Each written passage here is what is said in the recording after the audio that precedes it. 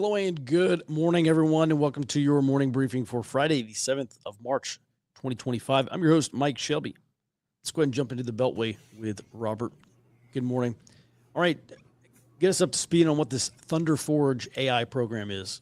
Good morning, Mike. So this Thunderforge AI program is coming out of the Defense Innovation Unit at the DoD, and they said they're going to work with a San Francisco-based company, Scale AI, Anduril, and Microsoft, and they're going to develop this Thunderforge AI program. The idea is to speed up large-scale military planning. And the Defense and Innovation Unit also said they're going to deploy these prototypes first to the Indo-Pacific and European commands. And I think it's obvious why Indo-Pacific Command is going to be the first to get it, because that's the focus of the Trump administration and this pivot to China containment. Mm-hmm. Is there any indication what this Thunderforge AI will be doing? I mean, is it taking in enemy data like sensor? What is it? Do you know what it's actually doing? Well, I didn't see any kind of like a specific detailed explanation, but to me, it sounds like it's exactly that. It's a fusion of multiple data sources, all data sources available to commanders, with the idea. I think when they say large scale military planning, they obviously mean higher echelon, brigade and division, et cetera, type planning. And I think the idea is to fuse all of these different information sources together, kind of like all source analysis, in order to speed up the planning process. Mm-hmm. Just on the back end, just briefly, Robert, at least in the Army and then in civilian agencies, there are lots of databases where various information gets reported into. And as an all source guy, you have to know what databases you're searching based on what type of information you want. This seems to me, I mean, Robert, if I'm getting the picture correctly, that Thunderforge may be taking in all the data in all these databases to, like you said, fuse it together. Again, all source production. Is that what you're getting as well? I think that's what they're planning to do with it, but it's still not even at the prototype phase yet, and they're just announcing that they're going to start developing the prototype AI program. So I think it remains to be seen exactly what form it's going to take. Okay. All right. Gotcha. All right, let's move on. Another, I don't know, I guess technically a legal victory for Trump. What's going on? So we've talked a lot about this Office of Special Counsel head Hampton Dillinger's lawsuit, and the appeals court, federal appeals court, yesterday said that they're going to let Trump move forward, like remove him temporarily while this case moves forward. So he actually announced he's going to drop his lawsuit. And while I think at first this looks like a Trump administration victory, I think this could also be part of this coordinated legal strategy that the Democrats have announced that they're going to do. And the idea is that this was a weak case to defend precedent that blocked Trump from doing these no-cause firings of agency heads. And there are some other cases still moving through the federal courts that I think the Trump resistance believes have a better chance of succeeding at the Supreme Court. Mm-hmm. All right. And then finally, another move by the Trump administration to, I guess, streamline the firing and rehiring process. Yeah, I think this is actually a very important move by the Trump administration. This is from the Office of Personnel Management, and they announced yesterday that the Trump administration is going to reclassify all of the federal agency human resources heads from career to political appointee positions. And this is in conjunction with another announcement from President Donald Trump, where he said he's going to direct his cabinet secretaries to work with the Department of Government Efficiency to conduct more targeted firings rather than mass layoffs. And this reclassification would allow the Trump White House to actually have a more direct hand in staffing and hiring decisions, and would allow Trump to refill these federal agencies that have been gutted by the Department of Government Efficiency with pro-Trump civil servants, and I think enact a major cultural and political shift in the federal agencies. Mm-hmm. Hey, speaking of Doge, I saw where The Intercept published a screenshot from someone that shows all the names and email addresses of every member of the Doge team. There were like 35 of them. And then I also saw where that was making the rounds yesterday on some trans activists accounts. So just kind of a heads up. Typically, they'll organize protests or maybe some form of direct action against these guys, but this has got to be a continuing security concern, especially given with how they're fundamentally transforming the federal government right now. All right, thanks for that, Robert. Let's go ahead and move over to the domestic roll-ups, starting with what's the latest from this Trump DOJ thing? So this is from a lawsuit that was filed in a San Francisco federal court, and this was a response to mass firings at federal agencies.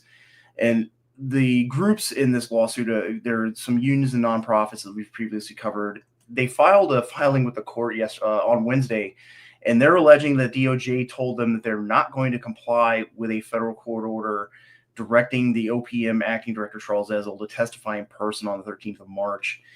And I think so far, looking at all of these like 90 plus lawsuits and the Trump administration's actions, I think Trump is already quietly defying the courts in some ways. And I think this is another, if the DOJ does stop Ezell from testifying in person and defies this court order, this is another escalation toward what I think is this eventual tipping point coming, where the Trump administration is going to have to decide to openly defy the courts, especially if the Supreme Court ends up not siding in the Trump administration's favor in a lot of these lawsuits. Mm-hmm. How would the Trump resistance, or how would the political opposition find out if Trump were quietly violating these court orders? The other angle on this, I think, is that this is an attempt to kind of curtail the potential for Trump to defy this order by alleging in the court filing the DOJ said that they're not going to produce Ezell at this lawsuit. But this could have been from an in-person conversation with one of the DOJ lawyers, at the courthouse outside of the courtroom, and I think there've also some of these cases they've been pushing the court to basically force the discovery process on some of these federal agencies, which is not normal. The discovery process is where you can force the other party in a lawsuit to produce things like communications and documents that are related to the lawsuit. Mm-hmm. All right, and then if we're going to hear of the shrieking from Chris Murphy and Elizabeth Warren, the rest of them. What is their actual recourse? I mean, if Trump does end up defying these court, especially these lower federal courts, maybe even defying a Supreme Court decision, obviously protests, what other legal pathways do they have, Robert? Well, I think in this case, a plaintiff like these unions and nonprofits could also file their own emergency petition to the Supreme Court to get to basically get the court to say that the Trump administration needs to comply or take some kind of specific action. All right. Thanks for that, Robert. Let's move over to Jared with some global roll-up items. Yes. So Taiwan's top legislature declared let me be a little bit careful there. In response to a question about President Trump's influence over Taiwan, Taiwan's premier, who is effectively their Speaker of the House, said that, quote, Taiwan is a sovereign and independent country that has improved its combat capabilities based on its own national defense needs, not due to pressure from other countries. That is a very big deal because this man is near the very top of Taiwan's political food chain. Just saying, we're sovereign and independent, and keeping in mind, this is effectively immediately after their defense minister said, yeah, China they don't have the capability to invade us. So it's we're seeing a 1-2 punch of antagonizing China from the island of Taiwan. Mm-hmm. Jared, typically we see a Chinese response, like snap live fire exercises. They did the squeeze and release thing. The Chinese PLA, the People's Liberation Army Navy, have conducted these exercises where they surround Taiwan, fairly indistinguishable from a real world military or police action here. What do we expect? Anything crazy out of the Chinese over this? Because this is kind of a big deal. I do. Seeing some major exercises is definitely on my radar, but we can talk about that a bit more at the round table. I've got a related piece there. Okay, fantastic. Let's move on here. I think this was Robert's piece. Robert, you sat through this House or Senate hearing yesterday about mobilization in the 21st century. And one of the big pieces you came out is one of the panelists said U.S. risks losing a war without immediate defense reforms. What came out of that meeting?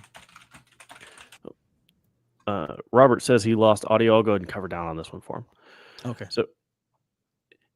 So during the Senate hearing, Dr. John McGinn said that the U.S. risks losing a conflict with China if the U.S. government does not take immediate steps to rebuild the defense industrial base. McGinn said that industrial mobilization planning stopped back in the 1990s, and the Trump admin could use untapped authorities under the Defense Production Act to coordinate and strengthen defense supply chains. Okay. And Jared, you have a related piece here with concerning Australia. I do. So Australia's been very proactive with the Trump administration, and the Australian Department of Defense actually sponsored a report which recommends basically a solution to that exact problem we saw from the Senate. They're recommending establishing panel procurement for ammunition and technologies in AUKUS Pillar 2. This is the Advanced Capabilities pillar. Now, this is to create a common pool for procurement of technologies such as, quote, innovation on electronic warfare within AUKUS.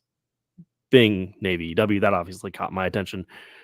There's actually a long-standing precedent of success in exactly this area. The NOLCA electronic decoy is a joint U.S.-Australia production and extremely advanced decoy already in use, and it's been in use for like 30 years. So I think this is very likely to go forward, and being that the Senate is also looking at, hey, how do we fix this? Well, now we can pull in the allies. And in addition to that, AUKUS Pillar 2 is the pillar that's actually open to other people. So Japan has been considering it, New Zealand's been considering it. All of them allow for sharing technologies, and they would have to contribute to making these. So we could potentially see a Pacific-wide, basically industrial base mobilized. Mm-hmm. Hey, Robert, do we have your audio back? Yeah, it's fixed now. Okay, fantastic. So one of the things in the last year or two, when Biden announced this strategic comprehensive defense cooperation with India, one of the things was military technology sharing and also joint production of munitions. And at the time, we kind of summarized this, and it really looks like the United States was under Biden was trying to more or less export parts of the industrial base or reshore parts of or rebuild parts of the industrial base in these Indo-Pacific countries, which are closer to the actual theater of war rather than in the United States. Jared, is this deal with Australia, is this a continuation of that strategy? I think it is. And there's been it wasn't just India, but they actually did look to South Korea and Japan for shipbuilding as well. Mm-hmm. All right. Fantastic. Robert, any other comments you'd like to make from this Senate hearing on defense mobilization in the 21st century? Yeah, I think that we pointed out previously in another hearing the specific issues with this reindustrialization of the defense industrial base. And I think the Trump administration, while this could be a continuation of the Biden move to move this defense industrial base into the theater, the expected theater of conflict, I think the Trump administration is also likely to take up some of these other reforms that were reiterated in this 21st century mobilization hearing, things like making defense contracts for munitions procurement longer term to give more certainty to producers so they actually do invest capital into expanding production, because that's also something Europe has had a problem with, that I've kept up a little bit on the Europeans' concerns about defense industry.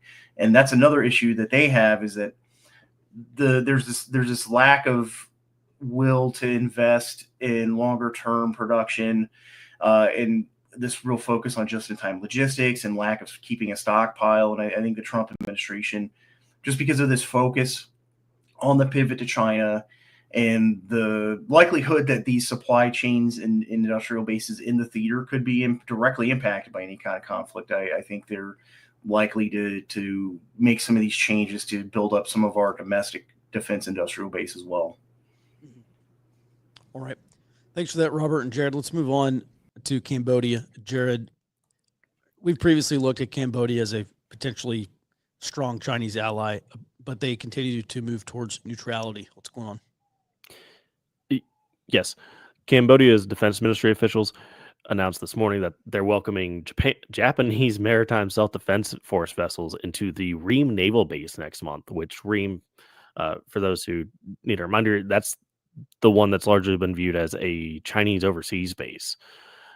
And additionally, they said they would welcome a return of the United States Navy. Just back in December, the U.S. Navy did have a quick visit there with a littoral combat ship, and Japan's foreign ministry confirmed that they will be visiting next month, but they didn't say it will be at the Ream Naval Base. That's just not what Japan likes to confirm.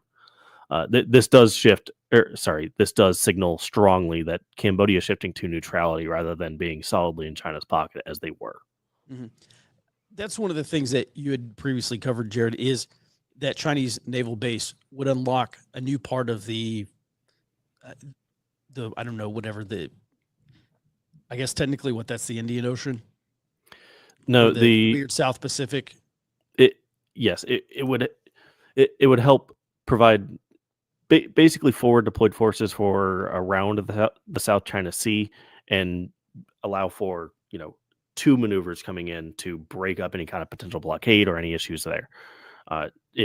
Unfortunately for China, does not get them quite to the Indian Ocean, but they would have to go to like Burma or Myanmar in order to get quite over there. Okay. All right. So interesting development there. All right. And then let's cover these last 2 items, starting with Russia. Yes. We finally got confirmation on this. Kremlin spokesman Dmitry Peskov confirmed this morning that Russia and the United States agreed to discuss the Iran nuclear program together in future talks. This was all discussed during the Riyadh meeting, but now they'll go forward with it. And the Russian deputy foreign minister is actually already in talks with the Iranian ambassador to Russia on the nuclear program and how to mitigate it, keep it from turning into weapons. So they are planning to talk about it more and taking active steps already. Then, lastly, Colombia's foreign affairs minister said that Colombia is looking to mend the relations with the United States with a visit from the Department of Homeland Security from up here to discuss drug trafficking and migration. There was a bit of a spat not long ago with the remigration where Colombia's president said, no, we're not taking them, and then we slapped tariffs on them, and they took them. Now, the foreign minister said that the relationship should be based on, quote, trust and permanent dialogue and not megaphone diplomacy, which is directly referencing what her boss did. Mm. All right. Thanks for the global roll-up here, Jared. Let's move on to our warning items. We'll bring Jared on back here in a minute. A brief note here. I was just reading through these anarchist blogs, what I do every morning, and I noticed that one of them posted one of the blogs being run out of the Portland, Oregon area, posted a guide to starting and running a bail fund for activists who are arrested. And this bail fund guide covers a lot of things, basically how to start and how to run, how to choose who you're going to bail out of jail, etc. One of the more interesting parts of this is they talk about the risk of running a bail fund, and they say that prosecutors have used racketeering charges against bail fund organizers who are distributing money to individuals who are being accused of running essentially organized crime. So these groups, the Antifa groups who engage in direct action demonstrations, vandalism, property damage, etc. That case in Georgia, some of those guys were slapped with domestic terror cases. So I think this is a very interesting development that we've seen from prosecutors, not only going after the militants themselves, but also going after segments of the financing ring, like these bail funds. Why it matters here is these groups have previously pushed the creation of bail funds prior to large-scale direct action, because there's obviously the expectation that many of them will need to be bailed out of jail. So far, to me, this seems like a routine post. They post this stuff from time to time. I don't think this is an indicator that there's going to be some large-scale action, but that always remains possible. We'll continue to keep an eye on this. All right, moving on to, let's go back to Mexico here, Robert. So the Atlantic Council published this, like a think tank piece about what the Trump administration can do against cartels in Mexico. What did they say? Well, in this piece, the authors, they outline a 4-step process the Trump administration could take. And an important point they make is that the Trump administration would not would not be in their advantage to actually deploy military forces through what are called Title 10 authorities unilaterally, but actually in cooperation with the Mexican government. They said it would be to the advantage of the Trump administration to authorize covert action through Title 50 authorities, and also because this would be secretly done and not publicized. I think this is important because groups like think tanks like the Atlantic Council, they regularly release these reports and articles with the intent of providing effectively a ready-made policy proposal for officials and lawmakers. And in this case, there are some indicators that the Trump administration is currently using these trade pressures and negotiations over tariffs to spur Mexico's government to crack down on the cartels, and possibly even before taking office in between the election and the inauguration. I think it came to light when we talked about it last week that the Mexican government did start a crackdown on some of these cartels at the end of last year. And I think that there's a potential here for the Trump administration to engage in a covert action in cooperation with the Mexican government, because Trump has made the cartels and the fentanyl crisis a major part of this trade war that he started. And from what I've seen, the Mexican government has been much more cooperative with Trump, especially on the fentanyl stuff. And I think indicators point to Sheinbaum moving away from her predecessor's hugs not bullets policy. Mm-hmm. So this is very interesting to me. Let's kind of juxtapose two different scenarios here. So we have Mexico, massive cartel problems. This is not just a cartel problem. This is also a government problem, because these cartels in many parts of Mexico have these alliances, or in some cases, they're probably the de facto government or a shadow government in some of these Mexican states. So let's take that and compare it to what we did in Colombia. Colombia is one of the very few counterinsurgency successes for the United States. And we sent 7th Group down there, 7th Special Forces Group, and they're down there eating mangoes and blowing up drug labs and going after legit terrorist groups, enabling Colombian military and security forces to do that. However, it was extremely successful. This does not appear to me, Robert. I mean, it seems like the Atlantic Council is not saying, let's have a special operations footprint. They're saying, let's enable covert military or intelligence actions against these Mexican cartels. I mean, is essentially this could potentially solve, I don't want to say solve the problem. The benefit of having some kind of comprehensive counterinsurgency campaign is not only you're trying to go after the cartels or the terrorist organizations, you're trying to build up the government and security force capacity to continue to do that after we leave, which is, I believe, roughly what happened in Colombia, even though they're still having lots of problems with the FARC. And the FARC, there's a splinter group now, and there has been a splinter group. And so it seems like the Atlantic Council is not saying that. They're saying just unleash the CIA against these cartels, correct, Robert? Well, that's one of the steps. And so in this article, they pointed out that Ron Johnson, he's been appointed as the ambassador to Mexico, that he does have a special forces background, and that this would give him perspective from the Trump administration side to push something like a much more cooperative action between the U.S. and Mexican governments against the cartels.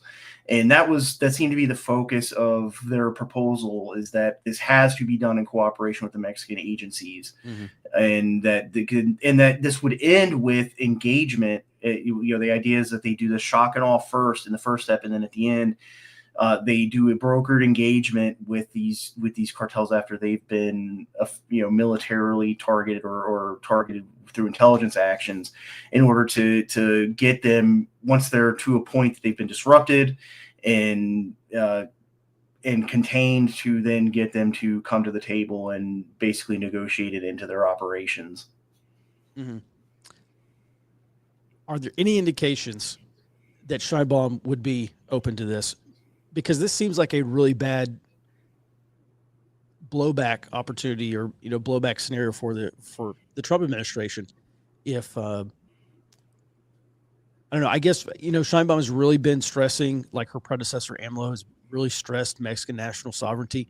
AMLO kicked this. There was an elite counter drug unit it was a joint unit from the Mexican Federal Police and DEA, U.S. DEA, and AMLO kicked them out because DEA got a little bit too close to AMLO, I think. And AMLO said, well, we're not going to live under the thumb of the United States, and we're definitely not going to live under the thumb of U.S. federal law enforcement. Any indication here that Scheinbaum would actually be open to this? I think this potential for U.S. operations in cooperation with the Mexican government in Mexico is still very early. There have been, I think the real focus right now for the Trump administration on fighting the cartels is pressuring the Mexican government to take action first. And there could be, I haven't seen any indications of this, but I think Trump has said outright that the linchpin for what's the relationship between Mexico and the United States right now is fentanyl crisis and the cartels and them creeping north of the border. And I think that that's a sign that the Trump administration and Scheinbaum's administration are talking about this. They're just not I don't think they're at the step yet of something like a covert action, even in cooperation with the Mexican government. Mm-hmm. Mexico has lots of, and it's not just cartels. I mean, they have an ongoing insurgency down in Chiapas, which is essentially communist insurgency with the jungle guerrillas. Lots of problems down there. Thanks for that, Robert. Let's move on here to the last item. We'll bring Jared on. Speaking of Claudia Scheinbaum, will stay in Mexico. And to her credit, to her great credit, Scheinbaum actually has stepped up the fight against the cartels. She delivered 29 cartel leaders and members, was it last week, to extradited them to the United States in an effort to appease the wrath of Trump. What else is going on, Jared? Yes, there was that, and there was wrapping up 900 Sinaloa over the past couple of months too. And actually, President Scheinbaum laid all that out to Trump yesterday, which ended up in him saying, all right, we'll delay tariffs until April. But she also covered, along with all the stuff we've covered, a 41% decrease in fentanyl crossing the border, which is that's exactly what's pictured here. And she further promised more, saying, yeah, we're going to review the Mexican tariff regime on China. And oh, by the way, we actually set tariffs back in December on some of their products. So, and all this is going to be in accordance with my Plan Mexico initiative, which is designed to reduce Mexican dependence on Chinese imports. So expect more of us. And Trump rewarding these actions, I think, is only going to encourage more, which as a secondary effect, that means significantly limiting the opioid and immigration crises here in the U.S., which overall makes us safer, stronger, more prosperous, going back to that the State Department initiative. And Scheinbaum, I think, is also taking a long-term approach to this, because we covered probably 4 or 5 months ago now that she was looking at a pretty bad negotiating position for the USMCA, the free trade agreement between U.S., Mexico, Canada. With all of this, she's going into it with a much better standing, and not having good negotiators, I think she could end up coming out with a much better deal for herself, particularly while Canada is fighting the Trump administration on all of the policies. Mm-hmm. All right. Well, it is in both countries' best interests. It's, I look back and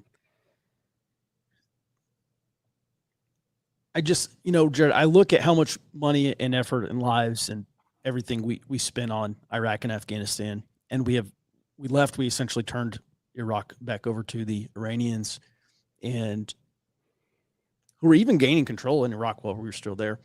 And then we turned the Afghanistan back to the Taliban, and what do we have to show for it? It's kind of a shame that we maybe didn't take an opportunity to fix Mexico in the process, because Mexico is a much larger problem for us. Also much closer to home.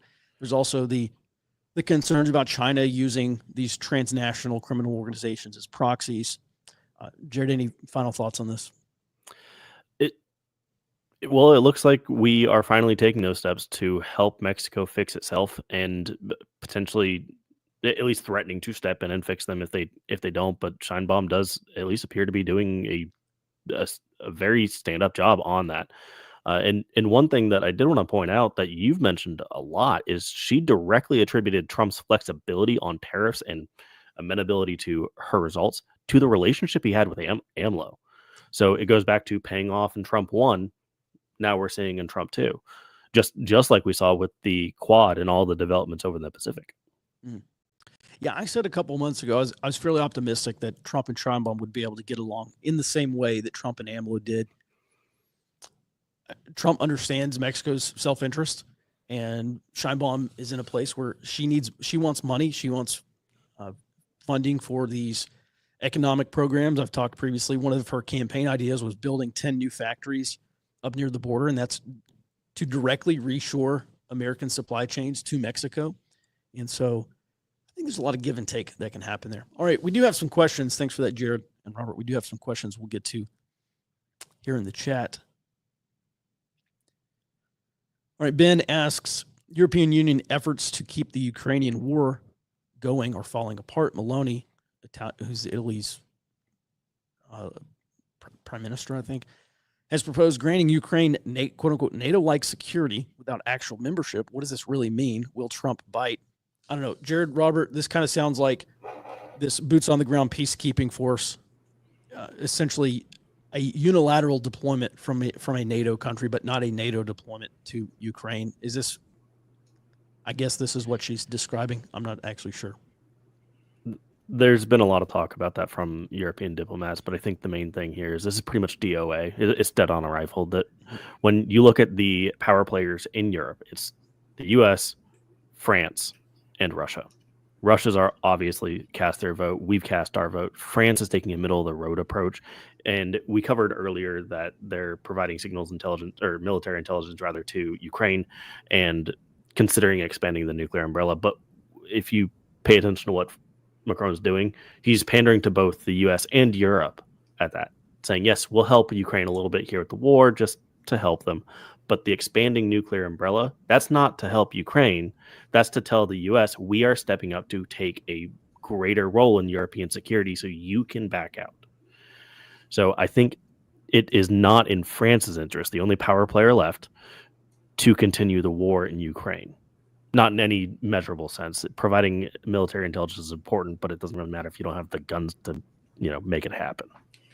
Yeah, this idea, I saw this yesterday, I think, the idea of giving them, I think they said NATO Article 5 protections without NATO membership. It just doesn't make sense to me. And this is because when you zoom out to the global grand strategic picture, Europe is just not a pole of power. Like Jared said, the real pole of power here is Russia and the United States. And that's why there's all these remarks being made about how the United States is cozying up to Russia. But no, what's actually happening from my perspective is that the United States is now treating Russia as a strategic rival. Just in this, we're going into this great power competition framework. And that's exactly what the Trump administration has said that we're moving to. So it makes sense that the United States would treat Europe as a junior partner in this situation without not as much authority, and be concerned about some type of negotiated settlement with Russia. Mm-hmm. Yep. All right, thanks for that. I have seen where some Europeans have expressed hope that this is a wake-up call for Europe's leaders and that they will try to expand their military industrial base, and maybe Germany reindustrializes and they actually start producing weapons again. Yeah. I think it is. I did see that kind of echoey. The Germans were potentially changing an auto manufacturing plant to a tank plant, which should sound very familiar. But if you look at where the industrial base is for Europe, it's France, Germany, Poland. Poland is respectable as far as military production goes. Maybe not great, but definitely respectable. And France is one of the top exporters every year. Germany just has to reindustrialize, and there you have a secure Europe that can rival any kind of Russian hegemony that would even potentially be an issue down in the future. Germany doesn't have enough energy to reindustrialize now. It would have to definitely. They were shutting. It was just a year ago. They're shutting down their factories because they weren't producing enough electricity. Yeah, they will have to. I believe they were shutting off a lot of their nuclear power plants. frankly, they just have to go back to that. It's going to have to move away from the ESG as we've been covering, and reinitialize nuclear, reinitialize the LNG, and just go back to it. Maybe a lot less LNG, just because that they naturally become dependent on Russia and they don't want to do that. But France is an enormous nuclear power, well, for nuclear power, so that they could potentially feed Germany there and help them reindustrialize. And again, that's all in France's interests. Mm-hmm. All right. Thanks for that. We'll do last question. We'll wrap it up. Coming up at 10 a.m. at Central Time today, we're doing the early morning roundtable. Come and join us for the top item, the things that we think are most important for the last week, or the things that we want to go into more detail about, followed by some Q&A. If there are other questions today, we'll get to them during the roundtable. Last question here: where would DSA, Democratic Socialists of America, get funding for campaigns if they separate from the DNC? Well, this is a topic of discussion and also of concern. This DSA faction, Democratic Socialists of America faction, that wants this quote unquote dirty break from the Democrat Party, basically take the left wing of the Democrat Party and move them over to DSA, or maybe some new political party that they want to found in 2027. I covered this on the show, I think, yesterday.